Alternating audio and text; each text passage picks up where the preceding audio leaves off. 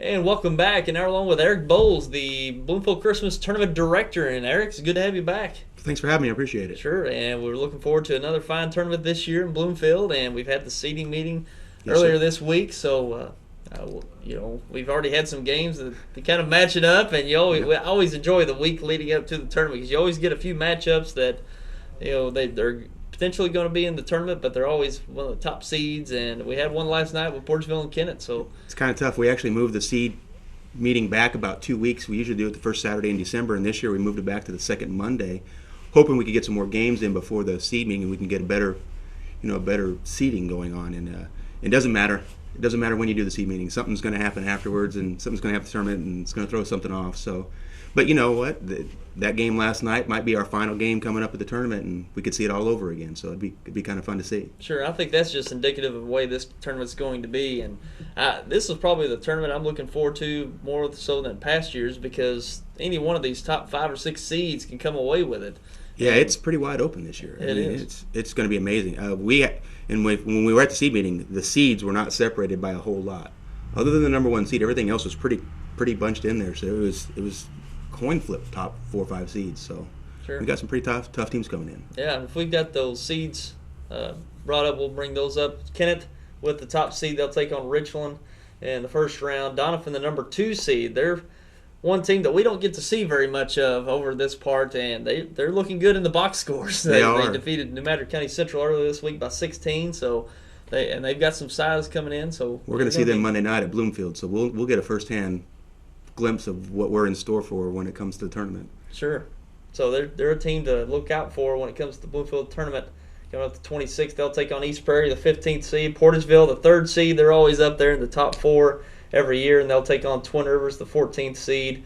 4th seed Holcomb, that's one team that's really came on strong the past few years and up in the top 4 this year. Well, this is the second year of the tournament, and they've gone from an 8, 9, 10 seed last year to a 4 seed this year. So, that dividend's paying off pretty quickly for us. It was nice to get them in the tournament, and all of a sudden now they're in the top 4, and they are a tough team. We've seen them play a couple times this year, and they're not going to be an easy out for anybody. I don't care who you're playing. Sure. They played Portageville pretty tough earlier this week, and they've got a really very strong young group coming up, and they didn't really lose a lot. Only 2 seniors they lost from last year's team, so they come in very strong this year. The 4th seed, they'll play 13th seed Malden.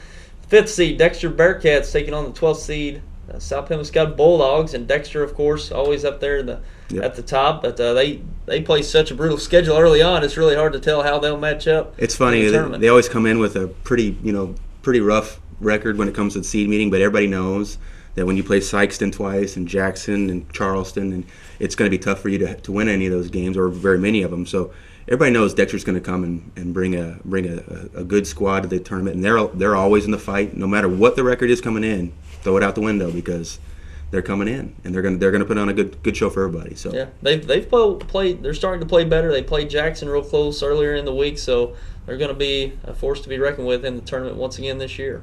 And moving on back to the bracket, 6th seed Bernie. They're right there in the mix too. They get a few players back and a few players healthy, and they're looking as strong as ever. So they're going to be right there as well. They're such a well-coached team. There's not a chance that they won't step up and perform well. They every year, it doesn't matter what the talent level is, and they've always got a lot of talent. And like I said, they're getting a couple players back, so they're so well coached that they're going to be in every single game as well. Like I said, those top 6, 7, 8 seeds, it's pretty tight in there. It's going to be difficult for anybody to win. It's not going to be a cakewalk for anybody. Sure. And the last few matchups we have, the 7th seed of Bloomfield Wildcats against Saxony Lutheran, the 10th seed, and Saxony Lutheran's also one of those teams that came in last year and performed well. And we've got 2 years in a row in a first-round game. It's going to be we're getting to know them very well. Yeah. And the last game will be 8th seeded Haytide taking on 9th seeded Puxico. So, well, I'd say we've got a great tournament lined up this year, and Kennett's been they are the 2-time defending champions, so they're coming in with the number 1 seed and probably a little target on their back. Anytime you win that thing, once even a couple times in a row, you're really going to have the target on your back coming to the games. Of course you are, and Dexter had that run a few years ago where they won quite a few in a row, and everybody wanted even before the tournament wanted to beat Dexter. Well, Kennett's kind of got that feeling now about them. You saw it last night with Portageville. They went into Kennett and they had they had a plan and they executed. So people want to take Kennett down, and that means you're good. That means you're a team everybody respects, and it means you're a team that everybody fears. Mm-hmm. So that's a good feeling to have. I think if you're walking into your own locker room and people are target on your back, it's not such a bad thing. Yeah, and Kennett. Just look at the top 4 seeds: Kennett, Doniphan, Portageville, and Holcomb. And we already saw a matchup, Portageville and Kennett last night. And I just any one of those top 6 teams, Bernie, a 6th seed, as well as they're starting to play and with healthy players back, it's just going into this tournament. It's going to be fun to watch and see how it all plays out. It is going to be fun, and that's the good thing about the tournament too. With those seeds, and we have such competitiveness in the top half of that bracket, and really even in the bottom half of the bracket, it's always been pretty competitive year after year after year.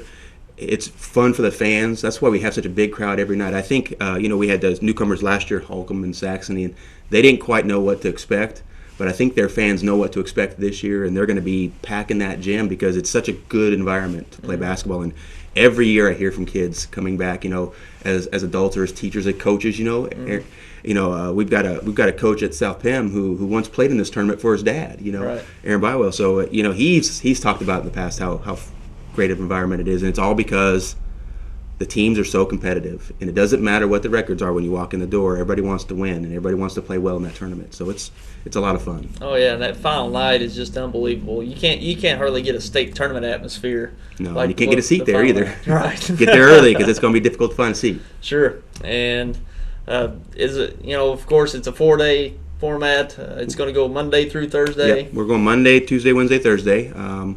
We always like to get those 4 days in just in case we've got some weather coming up and we've got a Friday, Saturday buffer because nobody wants to come on New Year's Eve and so it's difficult to get anything if we've got to postpone anything. So we get those 4 days in a row and get them in if we can, and that way so we've got a Friday and Saturday to play with if we happen to have to postpone for weather or something like that. Sure. And this time of year you never know. Yeah, it's working out fine. We got 60-degree weather. Yeah, I know. Lately, so. That makes me a little scared because something bad's coming. I just have a feeling.